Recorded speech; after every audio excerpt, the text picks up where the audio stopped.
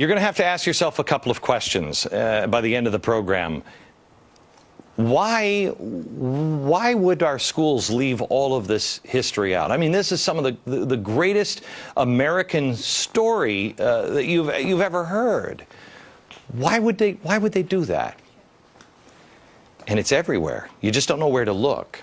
If you take a look at the revolutionary paintings of revolutionary times, here it is. This is the Boston Tea Party. Bunch of white guys, and then these people strangely looking like Indians, and they're not.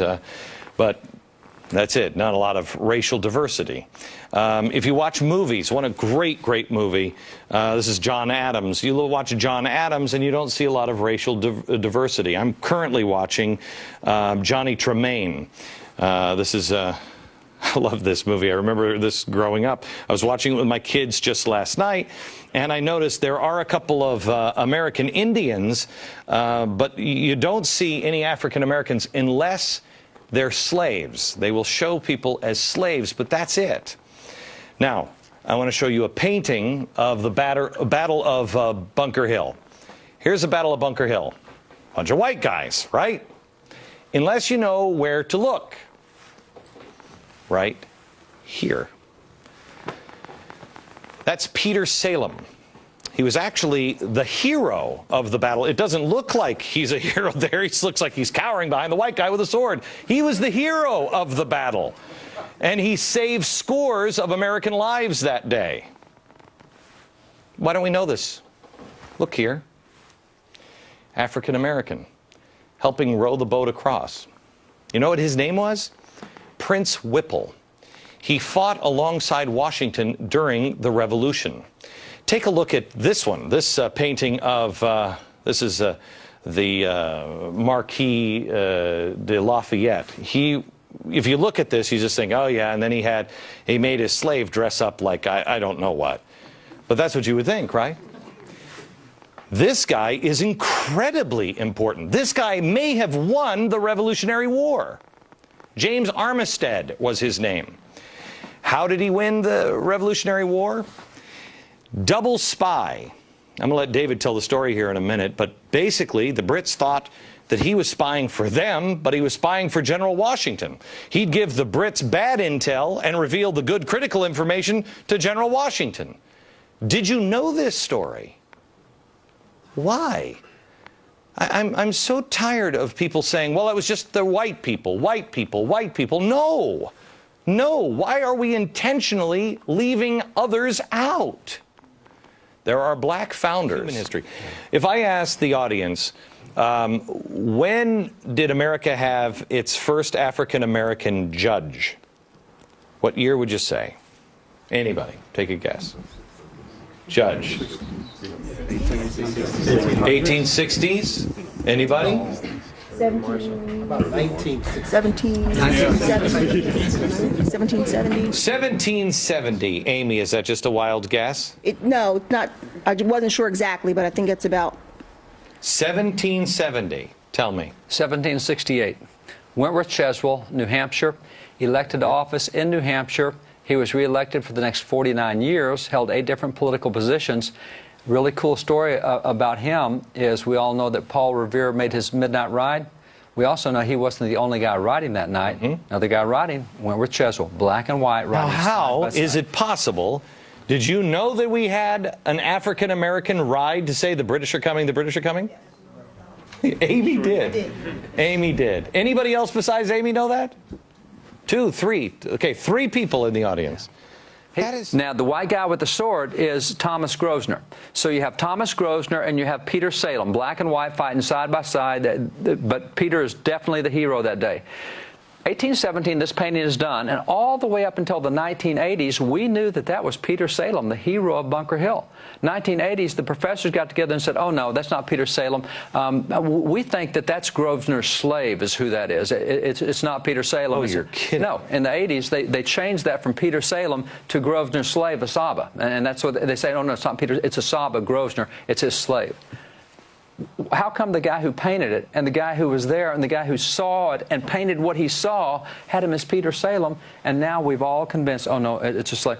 Because first, one thing that I think is missing in America, and it is the key to America, has been the difference between individual rights and collective rights. And this man articulated that. In a speech entitled Our Composite Nationality, Frederick Douglass said, I know of no rights of color superior to the rights of humanity. He thought the worst thing that could happen for blacks after the Civil War was to treat them as exceptions in the law. And so today, with the discursive logjam that we have over things like affirmative action and group rights, and the only thing that you get from government is if you ally with others who look like you or somehow are categorized like you. This goes into your theory that this is why this is not being taught, because you can't play the victim card. If you don't... It goes against the traditional victim narrative. After the Civil War, the history was actually written by the losers. That's the one time in history where the losers wrote the history. That's exactly right. Really interesting perspective. That's exactly right. All right, David, explain quickly. Let's go through these people. Let's go through these. This guy right here, this is Lemuel Haynes. Lemuel Haynes is a soldier in the American Revolution. He is a black preacher. He's the first black preacher ordained in America that was a pastor of a white congregation in Vermont, Massachusetts, New York, several places. A black professor in black a preacher, white... That's right, in a white church. Yeah, black minister. Black minister in a white church in 4 different states. He was ordained in the Congregationalist denomination in 1785. He's the first black to receive a master's degree in America. He got that in 1804 from Middlebury College. So Lemuel Haynes, every year on Washington's birthday, he preached a special sermon about George Washington, his commander-in-chief, in all of his churches where he was. Unbelievable. So we don't hear about Lemuel Haynes. This is Benjamin Banneker. I think he's the most brilliant scientist in American history. This guy, unbelievable what he did. He's the guy more so than Franklin? I would put Franklin and Banneker almost equal. Now, Franklin did a lot of inventions. This guy one time took a pocket watch. He taught himself how to read. He taught himself science. He wrote an almanac that 10 years ahead he was able to predict to the minute solar eclipses, lunar eclipses, 10 years before they happened. I mean, by watching the motion through a telescope, unbelievable what the guy did. He once took the back off a pocket watch, saw how it worked, went home and carved a wooden clock with all the gears, mainspring, and it was accurate to within 1 minute a year. A wooden clock the guy did. Cow. He's the guy who laid out Washington, D.C. He's the surveyor who did all that. He's a brilliant mathematician. Jefferson gave him... Never knew this. No. Jefferson gave him as an example to France, said, hey, you guys in France think that blacks are inferior?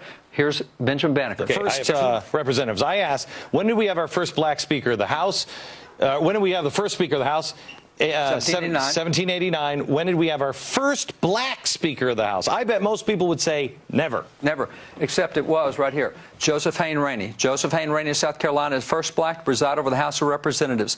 These are the first 7 blacks elected to Congress. You have here Senator Hiram Rhodes Revels, the first black U.S. senator elected.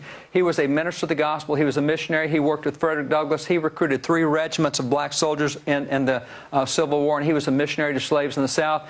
You have here Benjamin Turner, Josiah Wall, this guy right here is really cool. Robert Brown Elliott is probably the most brilliant guy of that era. He actually took on the vice president of the Confederacy in a debate on the floor and just tore his head off. The racist Alexander Stephens. It was a great debate. When did we turn? Were these guys proud Americans, or did they say this is the epitome of what we were just talking about. These were individual guys. Half of these guys taught themselves to read. Half of these guys were slaves, and 5 years later, they're sitting in Congress. And as slaves, it was a capital offense to learn to read. So these guys in 5 years, and I'll guarantee you read their speeches and records of Congress, you better have a dictionary and a thesaurus in both hands because you want to understand the language they use. It is so brilliant what these guys did. But were they there to say the white man is bad and the America is bad? No. And these guys were Richard Allen. Let me go back here. Richard Allen had been in slavery. Richard Allen was in slavery, and he held no bitterness at all. He says, God would not allow bitterness even in Joseph when he was in prison. Do you think God will allow it in us? He said, we can't have bitterness. He said, by the way, there were some whites who held us in slavery, but it's whites who are working for our freedom. I mean, these guys had no bitterness. They wouldn't allow it.